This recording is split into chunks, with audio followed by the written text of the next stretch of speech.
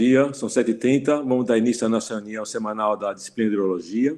Eu queria lembrar a vocês hoje que nós somos Crossfire, na segunda parte da reunião. O tema do Crossfire hoje vai ser sobre refluxo vesicouteral, fazer antibiótico ou não.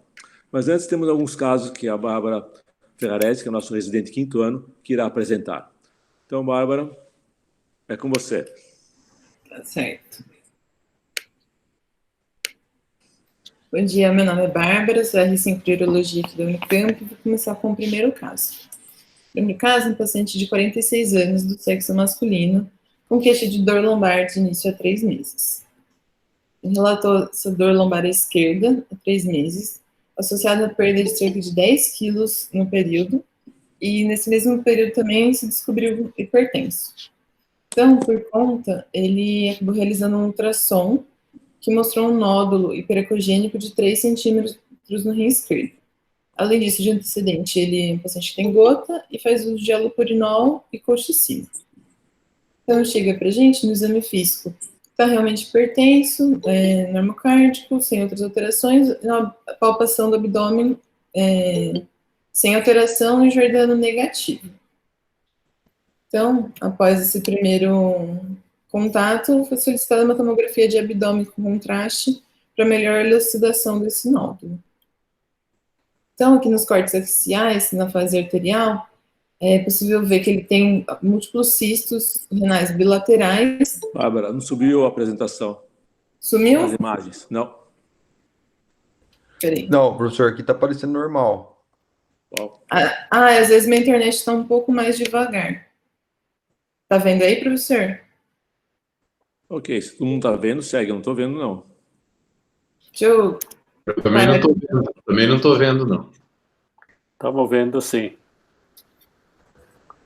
Eu também estava vendo. Eu vejo. Tá de novo. Bem.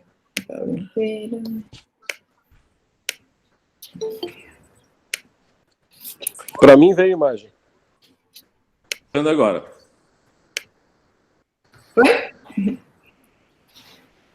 Agora estou vendo. Estou vendo. Beleza. Então, aqui nos cortes axiais da tomografia, na fase arterial, ele apresenta alguns cistos renais bilaterais e no polo inferior do rim esquerdo, uma massa sólida, aqui até um pouquinho mais homogênea, mas se olhar com detalhe, ela é um pouco heterogênea. No tórax, sem alterações, sem nenhum nódulo. E aqui no corte coronal, dá para ver que essa lesão nodular é bem exofítica no polo inferior. Tem um íntimo contato com o sistema coletor, porém sem sinais de invasão. E aqui também no sagital, confirmando que é uma massa mais exofítica.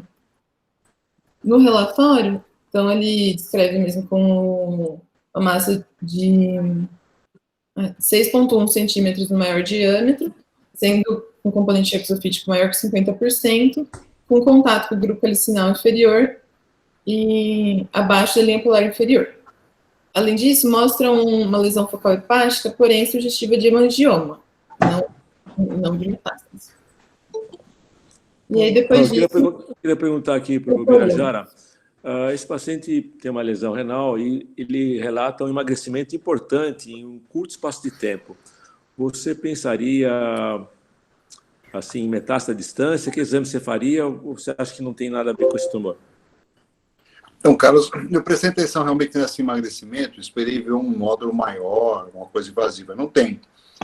Pode haver, não é comum ver efeitos paraneoplásicos até, não só metastáticos.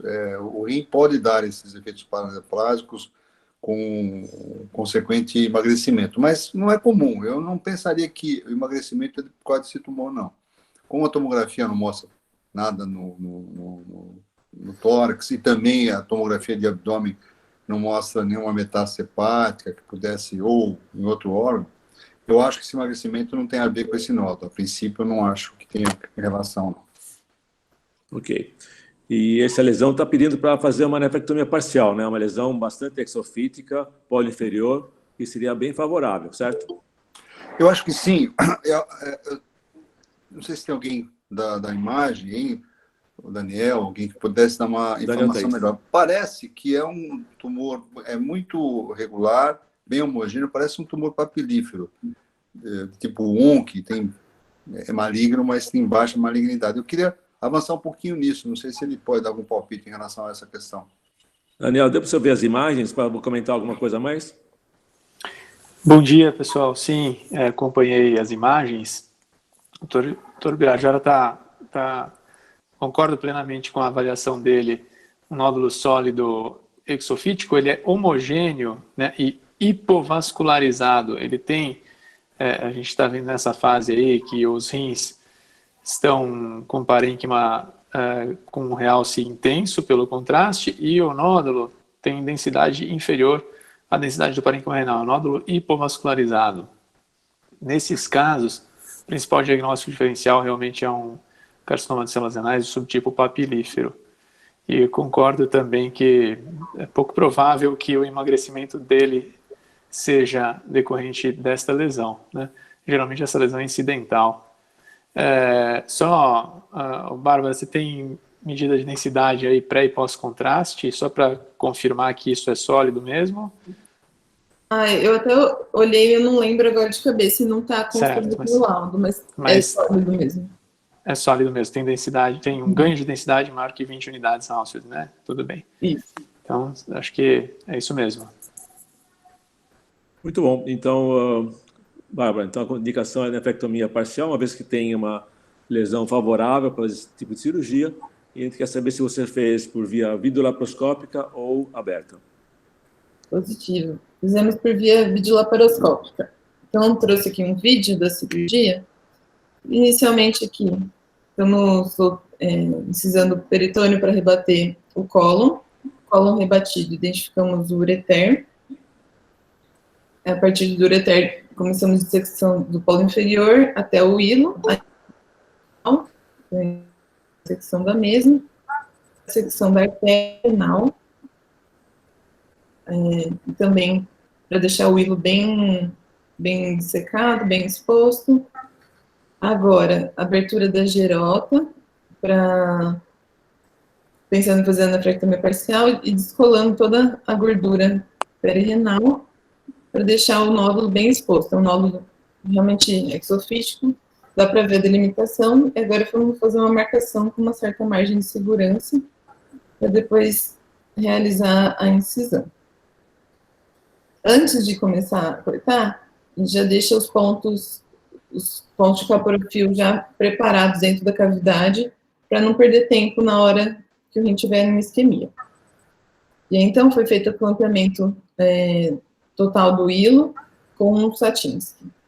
Agora, nesse momento, a gente começa com o rim já clampeado, a gente começa a incisão e a excisão do nódulo. Aqui, nesse momento, logo a seguir, parece que a gente entrou um pouquinho nele, então a gente volta atrás e refaz o trajeto, deixando uma margem discreta. Esse amarelinho tem uma carinha mais de ser o tumor. Então a gente avança e acaba entrando no sistema coletor mesmo com a nossa secção.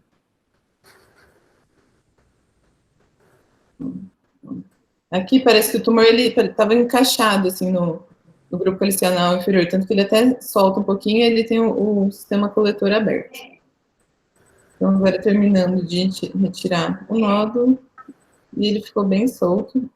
Agora, fazer a sutura em 2 camadas, sendo a primeira camada da medular,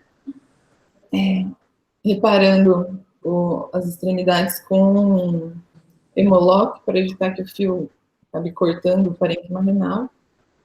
Então, veja que, por mais que tenha sido uma área grande de ressecção, com clampeamento, assim, ele não está sangrando, então permite que a gente faça uma boa sutura. Terminando, então, a camada medular, aí a gente exterioriza o fio e finaliza com o hemolock novamente.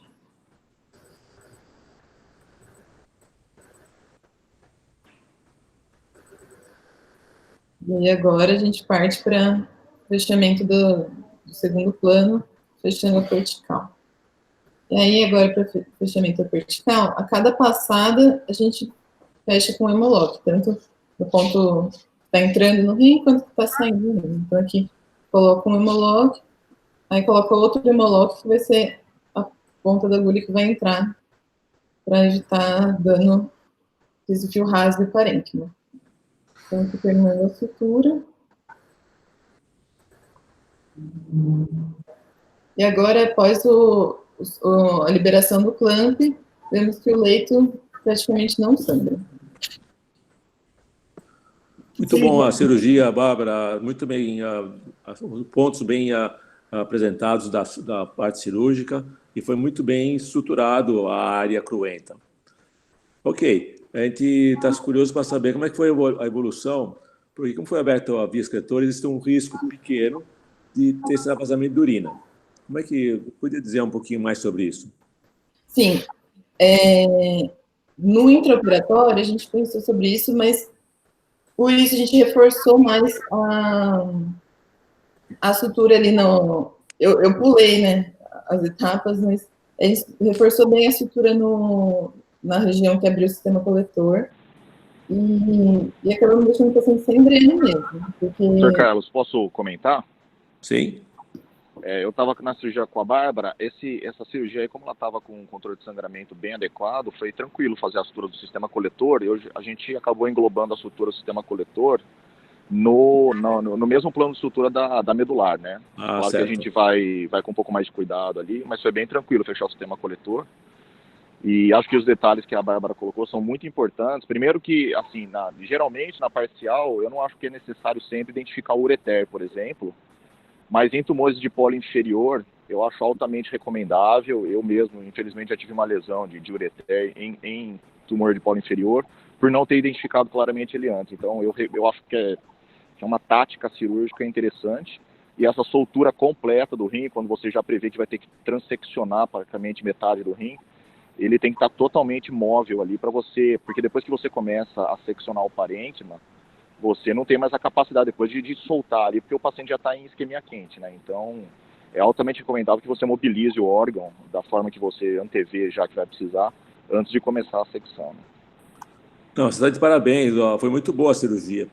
Bárbara, em vez de você manter o tempo total da cirurgia, é importante você pôr o tempo de isquemia, que é o mais importante nesse tipo de cirurgia. É verdade. Tá? Mas foi muito bom. Então, e o anatopatológico? O anátomo patológico, doutor Atanásio, gostaria de comentar, por favor? Sim, o anátomo patológico, ele confirmou um carcinoma renal papilífero. Mostra próxima em detalhe, Bárbara, uma peculiaridade do carcinoma papilífero, e é muito frequente, a presença de macrófagos xantomatosos, que nesse caso estavam bastante exuberantes. Próximo. Então, um carcinoma renal papilífero, um tipo 2, que é aquele que se caracteriza por um citoplasma mais amplo e eosinófilo, grau 2, tanto de Fuhrmann como da ISOP, só que tinha alguns trechos da margem cirúrgica comprometidos, nessa nefrectomia parcial. Muito bom. Atanásio, esses trechos são os trechos mínimos ou um pouco maior que necessita algum cuidado? Bom, não saberia dizer isso, né? Quer dizer, o cuidado que deveria ser feito. São curtos trechos, mas vários, né? Porque você já apresentou várias vezes, quando é uma lesão muito pequena, a própria cicatrização toma conta das peças. Então, mas nós não sabemos, sim, mas nós não sabemos quanto fica na profundidade, né? Se realmente é apenas uma casquinha, a própria cicatrização, sem dúvida alguma, já resolve o problema. Mas isso nós não sabemos. Eu apenas posso te dizer que realmente existem alguns trechos, né, que foram pintados, né, certo, com a tinta nanquim, que está pintando a neoplasia.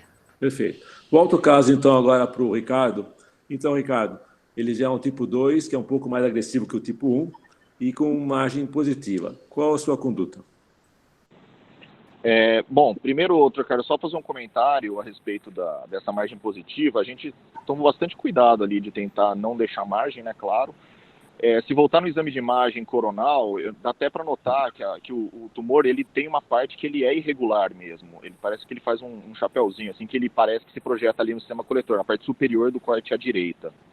Perfeito. Então, a gente já antecipava que aquela parte não era muito regular, e eu entendo que no intraoperatório se traduziu como aquela parte que a gente acabou entrando um pouquinho no tumor. Então, a gente retornou, contornou ali, e aquela projeção tumoral para dentro do sistema coletor, me parece ali que não tinha parênquima para ter margem. Então, eu não sei se acaba sendo interpretado que ali é a margem comprometida, mas já é uma parte tumoral que não tinha contato com o parênquima tecidual. Talvez isso aí o Dr. Attanasio possa esclarecer. Agora, do ponto de vista oncológico, eu creio que não muda nada, não tem que totalizar a nefrectomia. Eu entendi, se eu tivesse ficado extremamente insatisfeito, né, com a ressecção cirúrgica, a ponto de entender que realmente houve uma dificuldade técnica, não houve visualização adequada, e suspeitasse que teve um resquício tumoral importante, poderia ser considerado outra coisa, mas nesse contexto, e se tratando de tumor papilífero especialmente, eu acho que pode ser feito segmento usual imaginológico, e na eventualidade de suspeitar recidiva, pensar numa conduta associativa. Ok. Você vai prever fazer uma tomografia daqui a quanto tempo? 3 meses. Perfeito. Você tem mais alguma informação, Bárbara? Não, esse paciente está agora no primeiro mês de pós-operatório, com boa recuperação, e aguarda o retorno com tomografia após 3 meses da cirurgia. Muito bom. Então, aqui vemos um caso de um tumor de tamanho limite para uma nefrectomia parcial, mas pelas imagens bem favorável, pela posição e exoxofítico, e foi muito bem executada a cirurgia. Vamos aguardar, então, o segmento como uma pequena margem positiva. Próximo caso, Bárbara. Posso perguntar uma coisa, professor? Lógico. Daniel. Percebi que no laudo foi colocado o score renal. Eu gostaria de fazer uma pergunta rápida para os experts em uro-onco aí, da reunião. Se vocês preferem que a gente, como radiologista, a gente dê esse score numérico ou simplesmente coloque todos os parâmetros para o urologista definir o score que ele mais utiliza. Explica um pouco mais para a gente o que é esse score renal, porque não é comum esse score renal. Esse score renal é um score que prediz o sucesso de nefrectomias parciais, né? Prediz por imagem, e a gente dá alguns parâmetros nele, pontua cada um dos parâmetros, né? O R é do raio, né? O maior eixo do tumor. O E é se ele tem um componente exofítico maior que 50%, se ele é intraparenquimatoso ou se ele é endofítico. O N, bom, me fugiu agora, mas o A é se ele é... N é proximidade do sistema coletor. A menor distância entre a lesão e o seio renal e o sistema coletor, né? O A é se ele se ele cruza eixo polar, né? Se ele é mais polar ou se ele é de terço médio, né? Então, cada um desses parâmetros a gente pontua de 1 a 3 e aí soma todos os pontos, e se for maior que 9, existe maior chance de complicação em nefrectomia parcial. Então, isso é muito interessante, tem várias classificações, isso surgiu pelas dificuldades de fazer as cirurgias por vídeo laparoscópica robótica. Acho interessante isso, que cada vez mais está sendo feito essas técnicas, isso ajuda a decisão. A gente sempre tem a preocupação de colocar todos esses parâmetros na descrição do laudo, né? Mas a pergunta vocês estão familiarizados e preferem que seja colocado de forma numérica, como foi nesse relatório, ou não, basta colocar todos os parâmetros descritivamente aí no laudo? Eu acho que na fase de transição é melhor pôr todos os parâmetros descritivos e a gente vai aprendendo e se memorizando essas classificações e depois a gente simplifica. Uma vez que é medido, é fácil você colocar. Ótimo, perfeito. Eu acho que isso é importante, isso faz parte de um aprendizado e uma standardização de como fazer. Perfeito, professor. Obrigado. Legal. Muito obrigada, doutor Daniel. Posso aproveitar para fazer uma pergunta para o doutor Attanasio? Sim. Eu gostaria de ir para o próximo caso. Tem várias coisas para apresentar hoje. Ok, vamos lá.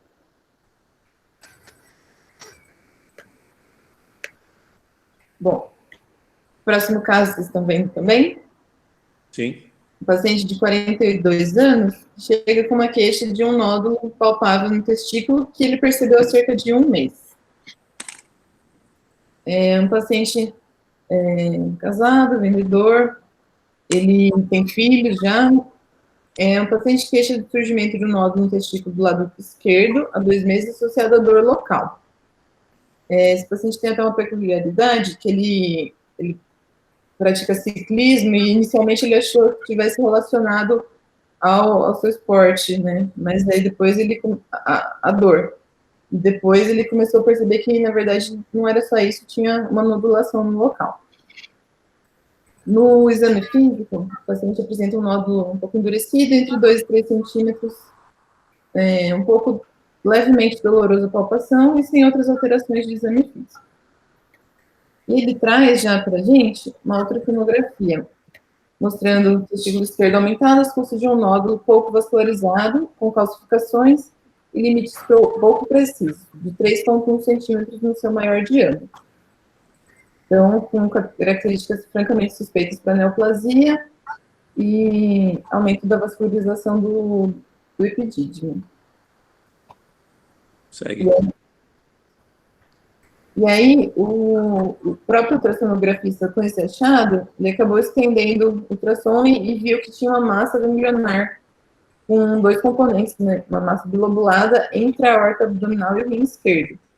Então, de 6 centímetros por 5,9, a maior, e uma outra adjacente de 4,5 por 3,2 centímetros, os maiores eixos.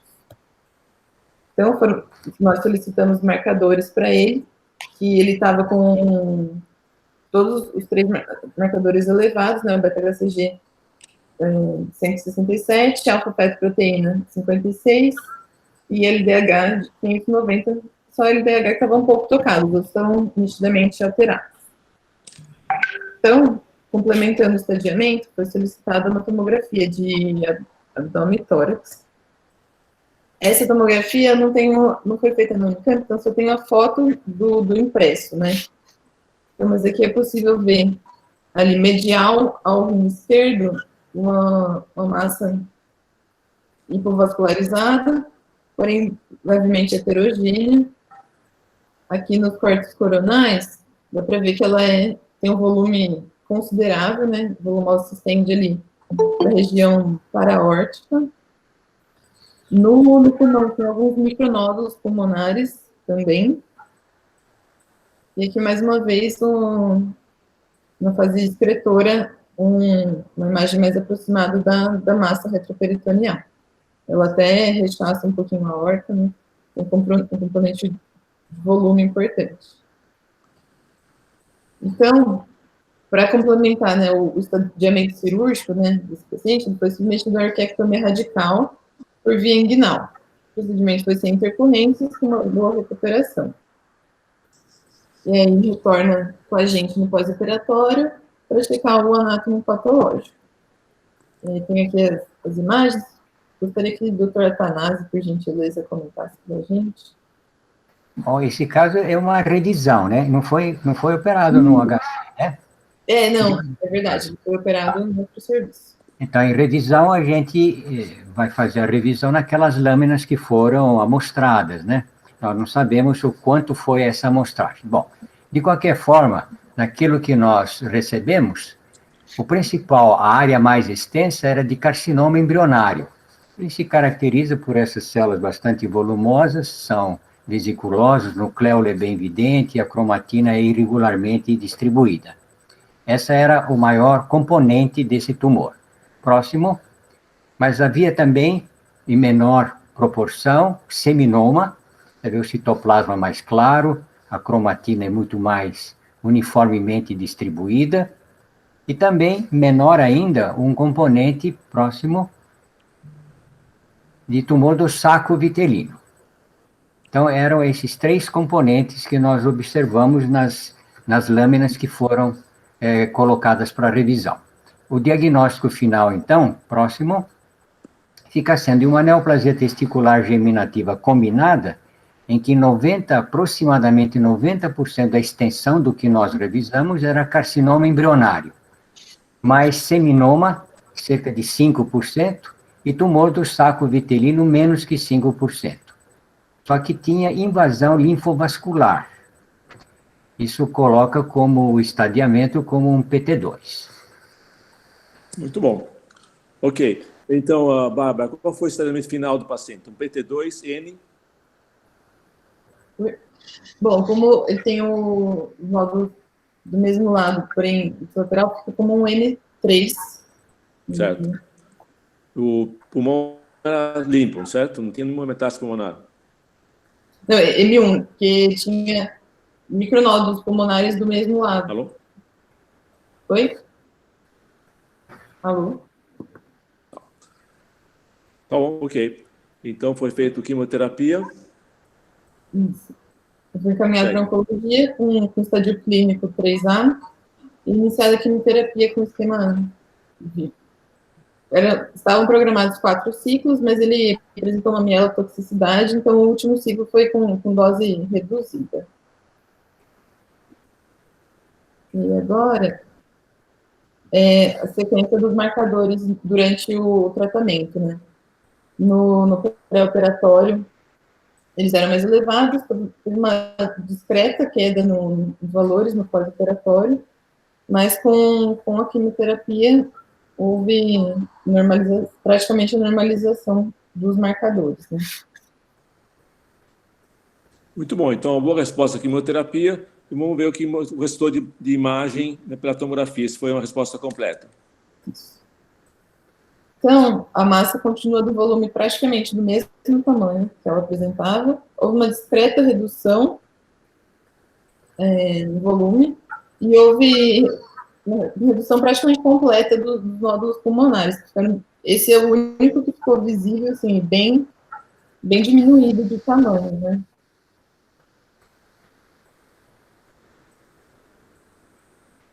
Muito bom. Wagner, com essa resposta parcial à tomografia, uma resposta completa aos marcadores, a gente sabe que tem que dar uma verificada nessas lesões. O que você proporia?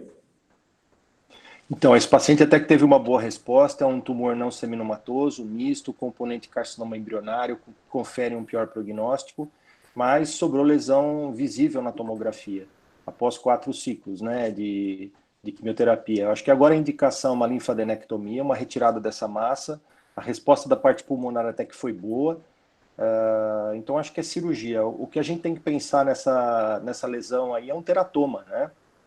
Embora não tivesse no primeiro anátoma patológico, pode ter sobrou um teratoma, que é muito comum nos tumores mistos. 2 possibilidades aí, depende da experiência do serviço, pode ser feito via laparoscópica, o ideal é robótica, se tiver, ou se não tiver nenhum desses acessos por via laparoscópica, pode ser feita uma cirurgia aberta também.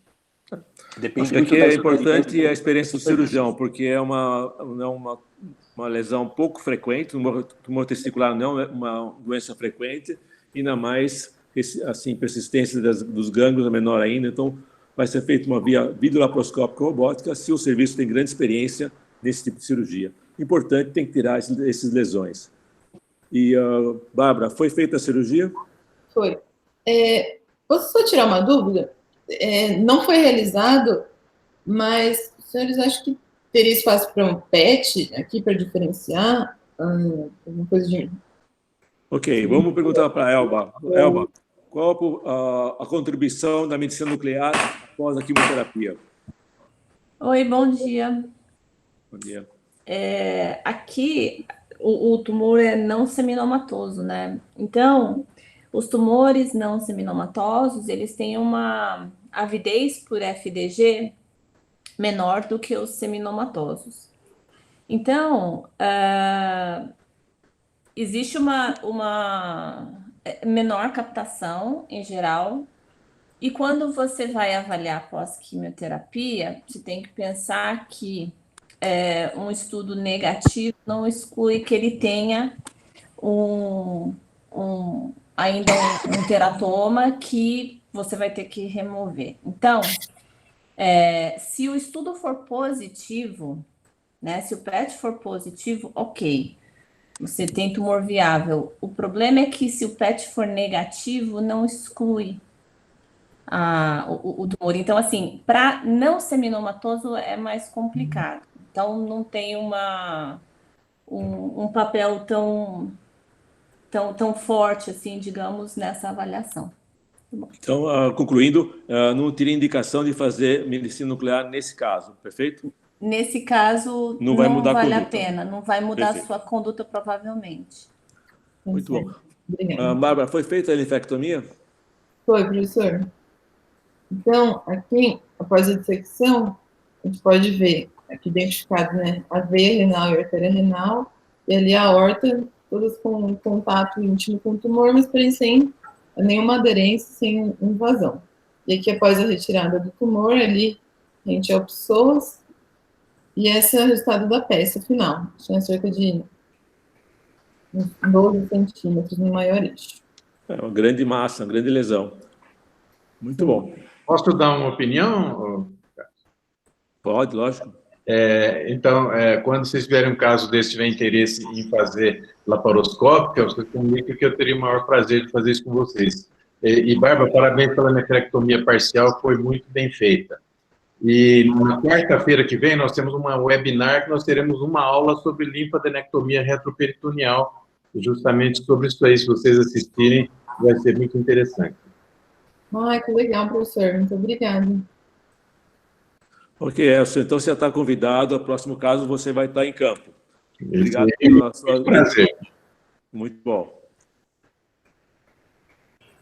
Bom, a cirurgia foi sem intercorrências. O paciente, por ser uma área extensa de linfadenectomia, a gente imaginou que pudesse ter bastante exudação, né, de linfático, mas então foi de alta com o Breno, e voltou no PO8 para retirar desse dreno, e depois retornou depois de mais uma semana para checar o resultado do anátomo patológico. Bom, essas massas têm que ser muito bem amostradas, porque dependendo do que nós acharmos, né, vai depender, então, a conduta futura, né? Então, nesse caso, em maior parte, praticamente, só havia fibrose com hialinização, só que em áreas esparsas nós tínhamos componente de teratoma, mas não encontramos nenhum componente outro de tumor germinativo. De modo que o diagnóstico final dessa massa foram extensas áreas de fibrose e hialinização, mas com componente de teratoma de permeio. Veja bem, não há necessidade que no primário tivesse o teratoma. Isso pode ocorrer como diferenciação apenas nas metástases. Então, não estranhar que no primário não tivesse o componente do teratoma, mas com ausência, então, de outro componente germinativo. Muito bom. Foi muito bom. Então, a massa completamente retirada, não tem tumor viável. Eu queria perguntar para o André, toda essa quimioterapia e a cisplatina, qual é o risco desse paciente ter um segundo tumor no decorrer da vida dele? O risco para o segundo tumor, bom dia a todos antes de mais nada. O risco do segundo tumor, ele existe, Carlos, e ele é muito mais dependente do que se faz de quimioterapia do que de ter um próprio tumor, obviamente, né? É óbvio que todo indivíduo que tem um tumor primário, ele tem maior risco de desenvolver outro tumor ao decorrer da vida do que aqueles que nunca desenvolveram tumor primário. Agora, esse paciente recebeu um regime de quimioterapia com etoposide, ifosfamida e cisplatina, não é o PEB clássico que a gente está habituado a fazer, tá? E isto provavelmente se deveu não ao risco, tá? Essa doença não era uma doença de alto risco, era uma doença de risco intermediário, mas se deveu ao fato de que nós tivemos um período aqui no país em que a bleomicina esteve em falta, tá? E, obviamente, quando a gente reduz a quimioterapia com o BEP, tirando a bleomicina, a gente tem que aumentar a exposição à platina e ao etoposide, tá? Então, quais são as drogas importantes para uma segunda neoplasia? Principalmente o etoposide, tá? A ifosfamida, que é uma azafosforina, parente da ciclofosfamida, eles têm efeitos medulares mais intensos sobre a medula óssea, e os riscos maiores vão recair sobre neoplasias secundárias na medula óssea. Então, esse paciente tem um segmento de bastante atenção com relação às leucemias, principalmente, tá? Agora, do ponto de vista de tumores sólidos, não. Se ele tivesse recebido, por alguma razão, radioterapia no reto peritônio, o risco seria de um sarcoma de partes moles no reto peritônio, tá? Mas eu queria parabenizar a cirurgia. Realmente a indicação cirúrgica é formal nesses casos. E mais importante, o achado anatomopatológico que o doutor Athanasi acabou de apontar é responsável por tumores que crescem e não respondem à quimioterapia, que são os teratomas maduros em crescimento, o teratoma growing syndrome, né? Que nós já tivemos alguns casos emblemáticos aí no HC há muitos anos e continuamos tendo, sem dúvida nenhuma, de tumores que foram de difícil ressecção. Eu me lembro de um paciente nos anos 90 em que foi necessário 3 intervenções operatórias para ressecar toda a doença desse paciente, e era teratoma maduro. Então, a indicação pós-químio nessas massas residuais, que tem mais do que 10% do volume inicial ao diagnóstico. Isso é importante, essa marca de volume. Tá? Esse é um critério do George Boswell, do Memorial Sloan Kettering Cancer Center, que resiste ao tempo. Tá? Eu acho que dos melhores critérios é o critério da massa residual que fica pós-quimioterapia, maior do que 10%, indicação cirúrgica formal. Ok, André. Novos estudos têm mostrado que lesões residuais de 1 centímetro é indicação de exploração cirúrgica. Isso é segundo os guidelines da European Urology Society. Então, essa 10 centímetros está diminuindo para 1 centímetro. Em vez de 10%, 1 centímetro, a massa, 1 centímetro de lesão é necessária nova exploração. André, deixa eu fazer uma pergunta para você. Uma vez que ele não usa a bleomicina, ele tem menos risco de fibrose pulmonar. Você pode dizer que esse paciente vai ter menos risco de processo infeccioso, porque quem faz bleomicina tem risco de infecção, inclusive de morte por sepsemia, por problemas pulmonares. Esse paciente teria menor risco? Na verdade, Carlos, existe uma dose limitadora para a bleomicina, tá? Nós sabemos que os pacientes que fazem mais do que 300 mg ou 100 mg por metro quadrado, mais do que 300 mg de dose total de bleomicina, independente da superfície corporal, eles têm um risco de até 30% de desenvolver fibrose. Na verdade, isso é um dado geral, porque alguns pacientes, são raros, desenvolvem uma pneumonite intersticial durante o tratamento, você tem que interromper a bleomicina. Nos casos em que existe esse resíduo de pneumonite intersticial, existe um quadro radiológico, tomográfico bastante bem estabelecido nesse sentido, o risco de desenvolver infecções pulmonares ao longo da vida aumenta e, obviamente, a mortalidade aumenta. Tá? Nós temos que sempre cuidar para não ultrapassar os limites, e é isso que o regime PEB faz. Ele faz 10 aplicações de 30 unidades de bleomicina a cada ciclo, não é? E aí, a cada série de aplicação, e ele não ultrapassa os 300 miligramas, ele fica nessa margem. Mas existe um risco, sim, que está associado ao uso da bleomicina com relação à fibrose pulmonar. Ok, muito obrigado, André. Então, vimos um caso aqui muito interessante de metástases ganglionares pulmonar, que teve uma boa resposta à quimioterapia. E é importante a mensagem sempre de explorar essas lesões retroperitoneais maiores que 1 centímetro. Então, hoje, a recomendação é o tamanho e não a porcentagem, é 1 centímetro que você tem que explorar. E aqui foi um caso de sucesso, era só um teratoma, então o paciente está curado, vai para o seguimento.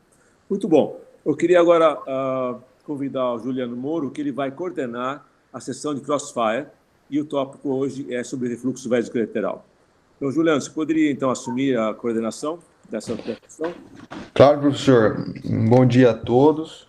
Então, como todos sabem, o refluxo é um tema uropediátrico muito controverso.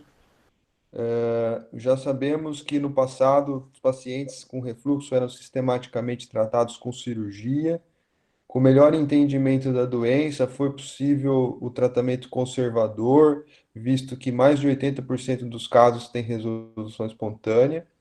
E nesse cenário já tem mais de 40 anos que a gente usa antibiótico profilaxia nesse acompanhamento. Acontece que nos últimos 15, 10 anos, a antibiótico profilaxia vem sendo fortemente questionada em relação à sua eficácia e seus efeitos adversos. Então, o objetivo de hoje é fazer uma discussão do tipo sim ou não, se usamos ou não usamos o antibiótico profilático nos pacientes com refluxo. Para começar a discussão, vou chamar o Fábio, que vai defender o sim. Poderia começar, Fábio, por gentileza? Eu vou colocar a tela para o Fábio, que ele está...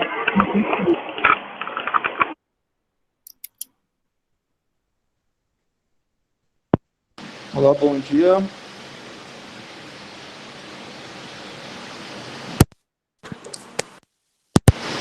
Bom dia. Vocês estão me escutando?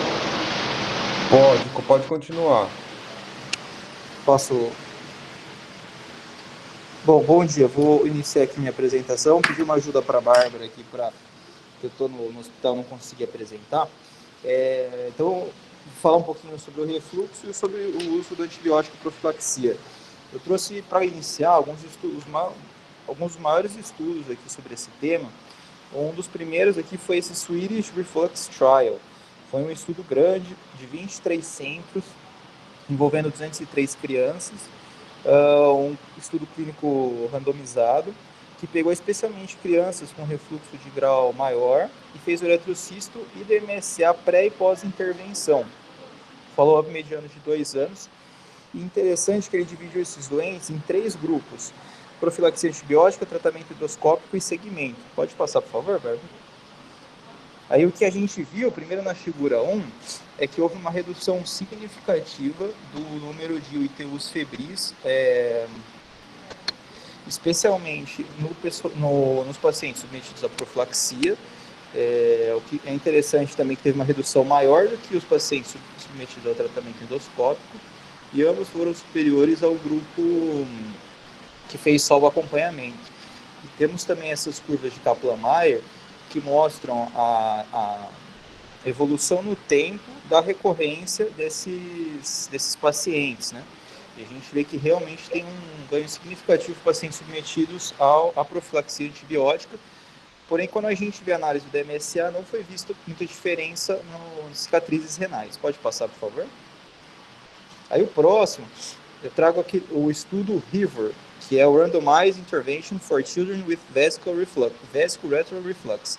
É o maior estudo clínico randomizado até o momento, feito para avaliar antibiótico profilaxia. Também multicêntrico, feito nos Estados Unidos, com 607 crianças, com graus desde 1 a 4 de refluxo, e 56% das crianças tinham treino de toalete, e algumas também tinham disfunção tanto intestinal quanto urinária. Ele separa em 2 grupos: profilaxia antibiótica com Bactrim e placebo. Pode passar, por favor?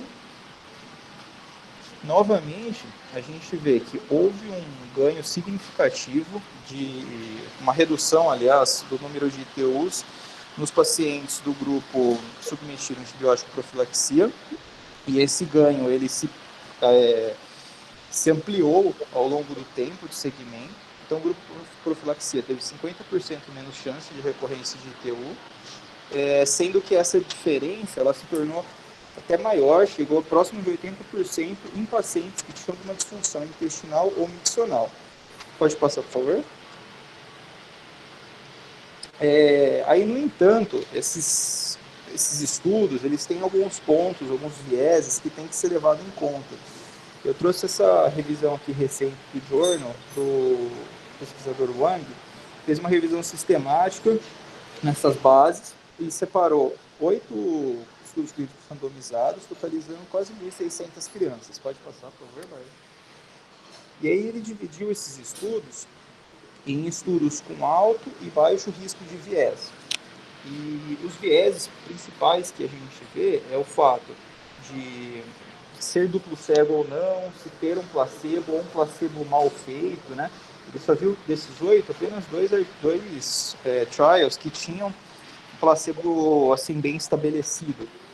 Também alguns artigos não descrevem adequadamente a randomização e mesmo a forma de obter a urina, porque vários obtêm por saco coletor, então isso pode trazer um fator confundidor. E a gente vê novamente que houve uma diferença significativa aí, favorecendo a antibiótico profilaxia no que concerne a redução da infecção trato urinário, especialmente quando a gente afasta esses fatores de viés. Pode passar, por favor? Agora eu trago informações de uma revisão recente da Cochrane, que veio falar também sobre a profilaxia, né? E novamente essa questão, a gente vê o que ele conta aí como amarelo e vermelho, são vieses significativos na pesquisa. Então a gente vê que tem uma porcentagem importante que pode estar relacionada à alteração do DMSA, que é ponto, às vezes, que fala contra o uso do antibiótico de profilaxia. A gente vê que diminui a infecção, mas não diminui as cicatrizes. Então, pode ser em decorrência desses vieses. Pode passar, por favor? Aqui é uma correspondência interessante que saiu no New England, esses autores falando especialmente sobre esses maiores estudos, que é o RIVER, que a gente comentou, e o PREVENT. Acabei não colocando para não me estender muito, mas ele cita especialmente que os estudos precisariam de um N muito maior, cerca de 10 a 100 vezes maior, para poder contemplar e registrar de maneira adequada eventuais alterações do DMSA. Então, às vezes a gente vê com esse N pequeno, não tem alteração, pode estar fazendo uma análise um pouco mais simplista, não tão aprofundada, vamos dizer assim. Pode passar, por favor, não? E aí eu trago aqui também um artigo que eu achei interessante, que um estudo observacional que analisa 565 crianças que foram submetidas a esse centro com um quadro prévio de ITU para avaliar o desenvolvimento de cicatrizes, do DMSA, e especialmente relacionar isso com fatores de risco. Pode passar, por favor? E a gente vê que os principais fatores correlacionados ao desenvolvimento de cicatrizes pós-ITU foi a idade em anos, o grau do refluxo, né, especialmente graus 4 e 5, e também o número de infecções extraurinárias febris. Então, assim, ele consegue fazer um paralelo interessante, tanto do grau do refluxo, quanto do número de infecções febris com o desenvolvimento de cicatrizes. Então, mais um fator que a gente deve levar em conta, que, assim, não apareceram essas cicatrizes nesses estudos, mas pode ser algum viés, alguma falha deles. Pode passar, por favor? Esse artigo aqui é interessante também, que é uma reanálise desse RIVER que a gente comentou anteriormente, em que os autores separaram novamente os participantes em pacientes de baixo e alto risco. Pode passar, por favor? E aí ele avaliou também a recorrência das infecções do trato urinário com e sem uso de antibiótico. E a gente vê que, novamente, uma evidência robusta, falando que nesses pacientes separados de alto risco, teria uma evidência ainda maior da utilização da profilaxia. Pode passar, por favor? Aí, só para sintetizar, para não ficar muito extenso também, trago um pouco agora dos guidelines das principais associações de urologia. A ELO, ela recomenda o uso de antibiótico profilaxia para pacientes com refluxo 3 e 4, só que essa prevenção renal ainda não é comprovada. E ela reforça novamente esses resultados do estudo RIVER e também essa redivisão que eu comentei com vocês há pouco. Ela teria indicado especialmente para crianças com um treino de toalete e com esse luxo, que é uma disfunção do trato urinário inferior. Ele também fala que é difícil e arriscado decidir quem não recebe. Então, às vezes, seria uma decisão um pouco mais segura prescrever para a maioria, observar aí durante o período preconizado, ver como essas crianças evoluem. E crianças com fatores de risco teriam uma indicação mais formal ainda, que seriam crianças menores, refluxo de alto grau, o status de treino toalete, meninas e meninos não circuncisados. Desculpe pelo erro. Pode passar, por favor? Da AUA, é interessante que ele divide as crianças em menores de 1 ano e maiores de 1 ano. Em menor de 1 ano, é uma indicação um pouco mais permissiva, assim, está indicado para qualquer grau de refluxo com ITU febril, qualquer uma, ou um grau mais elevado, caso a criança não tenha ITU febril, porém, ele fala que grau 1 e 2 fica a critério do urologista oferecer ou não. Sempre lembrar de oferecer a prostectomia. E crianças com mais de 1 ano, você vai colocar especialmente para refluxo e disfunção vesical ou intestinal, tá certo? E crianças que ficariam sem antibióticos são aquelas com refluxo sem disfunção, sem ITU febril e sem anormalidades renais. Só que a gente fala que é uma abordagem que ainda está sendo estudada, que precisa de mais evidência para a gente indicar ela mais tranquilamente. Pode passar? Agora, para finalizar, eu trouxe esse estudo aqui que ele é recente, agora de 2019, que é uma releitura da análise de dados do RIVER também. Pode passar, por favor? Diferente do estudo inicial, eles fizeram um estudo diferente do desfecho primário, é avaliar ITU recorrente e novas cicatrizes renais. Então foram feitas análises covariáveis, sendo que essas variáveis, desde fatores demográficos como idade, gênero, a raça, a disfunção vesical, intestinal, ITU, índice, exames de imagem, grau de refluxo, sempre pegou todas as características e fez várias análises bivariadas para comparar preditores de ITU de repetição e novas cicatrizes renais. Também foi necessário lançar mão dessa ferramenta de score de propensidade, porque foi um N muito pequeno. E assim, com essa análise matemática diferenciada, ele chegou à evidência de que o grupo submetido ao tratamento com placebo teve um odds ratio de 3, ou seja, o maior risco de desenvolvimento de cicatrizes renais com um P significativo de 0,04. Porém, o próprio autor ele deixa bem claro que é um estudo que tem resultados um pouco limitados, porque ele é uma reinterpretação do trial. Então, assim, deixa aberto para novos estudos para poder avaliar isso melhor. Pode passar? Interessante que no próprio estudo, na discussão, ele traz algumas limitações que estão presentes nesses estudos que podem estar relacionados com essa menor taxa de alterações do DMSA. Seja esse fenômeno voluntário saudável, que ele fala que a criança entra no estudo, os pais estão mais atentos, qualquer sinal, eles encaminham rapidamente para o hospital também, então um tratamento mais rápido teria um desfecho melhor. O follow-up é relativamente curto, né, de 1 a 2 anos, então você pode ter algumas cicatrizes ainda em formação, que não demonstraram toda a sua extensão. Os pacientes recrutados tiveram apenas 1 ou 2 ITUs prévias, sendo que com o passar do tempo essas cicatrizes ficam mais evidentes. E tem que ser sempre levado em conta a gravidade das ITUs prévias, né, que podem influenciar no desfecho, independente de durante o estudo ser usado antibiótico ou não. Pode passar, por favor?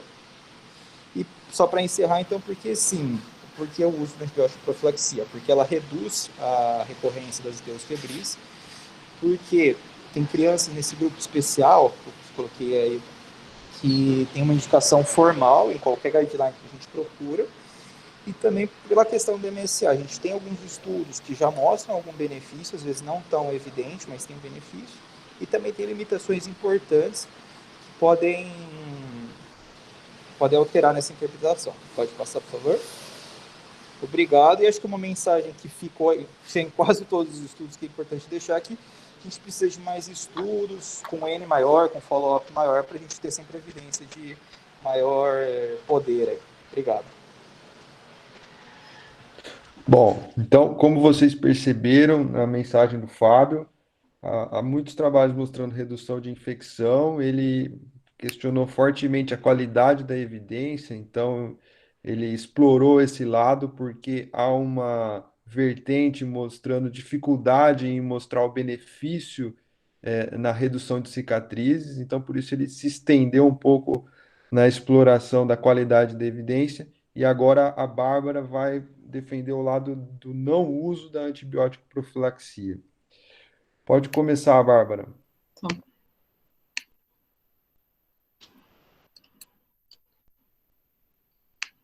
Bom, o Fábio, acho que ele teve acesso a um número maior de volume para defender o lado dele, porque é o lado mais bem aceito, né, historicamente, que é de dar antibiótico para todo mundo. Mas, recentemente, assim, tenho visto que talvez não seja bem assim.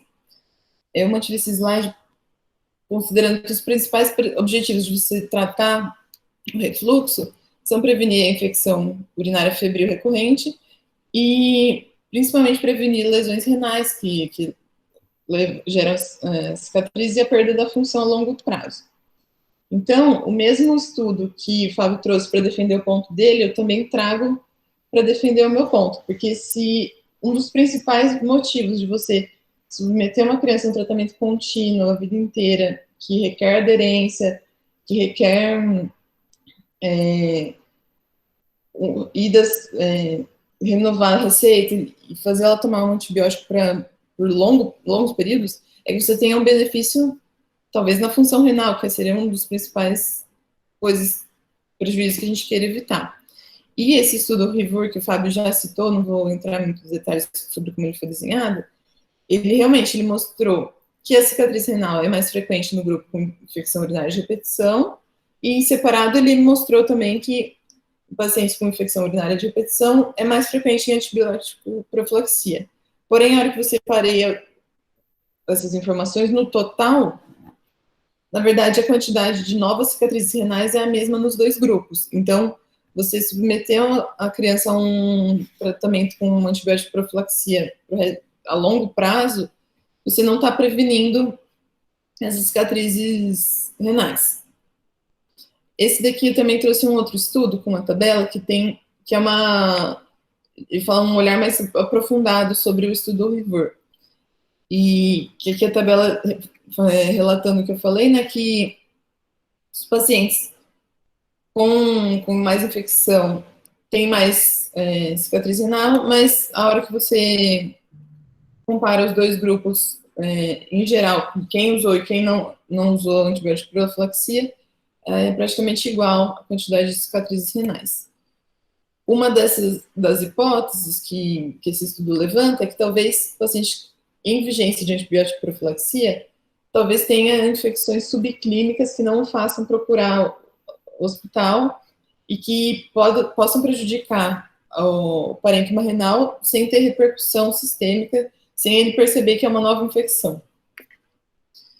Além disso, trouxe um outro estudo que acho que talvez seja intuitivo de pensar que uma criança recebendo antibiótico terapia por um longo período vai desenvolver resistência bacteriana, né? Então, eu trouxe uma meta-análise publicada em 2019 que iniciou com 70 estudos, mas após os critérios de exclusão terminou com 6 estudos ideais para manter a análise, que contemplavam um total 1.299 pacientes, e que ela concluiu que nos pacientes recebendo antibiótico profilaxia, eles apresentam uma chance maior de desenvolver resistência bacteriana a múltiplas drogas, de 33% contra 6% no grupo que não utilizou antibiótico profilaxia, e uma chance maior de precisar de antibiótico de amplo espectro em vigência de uma infecção do trato urinário. Amplo espectro quer dizer, antibiótico endovenoso, que vai precisar da criança ficar internada para poder receber esse antibiótico, porque os antibióticos comuns ela já não conseguiria combater essa infecção. Então, fazendo as contas, para cada 21 pacientes recebendo antibiótico profilaxia, você vai ter um paciente com infecção multiresistente decorrente disso. Então, aqui trazendo o gráfico, também divide os estudos com alto risco de viés, os estudos de baixo risco de viés. A maioria deles teve um intervalo de confiança todo dentro do acima de 1, né? Só alguns estudos que não foram relevantes nesse quesito. Então, esse é um ponto importante para se pensar em submeter uma criança a um tratamento que vai levar ao risco dela de ter uma infecção multiresistente. Bom, eu trouxe esse outro estudo que ele relata também o impacto do uso de antibiótico contínuo em baixa dose no crescimento de crianças com refluxo, que fez um segmento médio de 3 anos, em 180 crianças, e houve associação com prejuízo do crescimento e ganho de IMC. Então, o próprio estudo, ele relata que foi um estudo com tempo de segmento pequeno, um N pequeno, mas que é um ponto que deve ser investigado. Sumiu o meu último slide, mas era resumindo, então, os principais pontos que me fazem ser contra o uso de antibiótico profilaxia de longo prazo seria você não conseguir, com esse tratamento, prevenir as cicatrizes renais, você poder induzir multidroga resistência nas bactérias dessas crianças, e também outros possíveis prejuízos do uso da antibiótico terapia a longo prazo. Muito bom, pessoal. Então, como vocês puderam acompanhar nas discussões do Fábio e da Bárbara, o Fábio focou na prevenção das infecções na qualidade da evidência. A Bárbara focou no não ganho, na redução de cicatrizes renais. Esse é um ponto calcanhar de Aquiles da antibiótico profilaxia. Então, a gente reduz o número de infecções, mas tem dificuldade de comprovar que reduz cicatrizes. E isso realmente enfraquece a antibiótico profilaxia e vem enfraquecendo ao longo dos anos.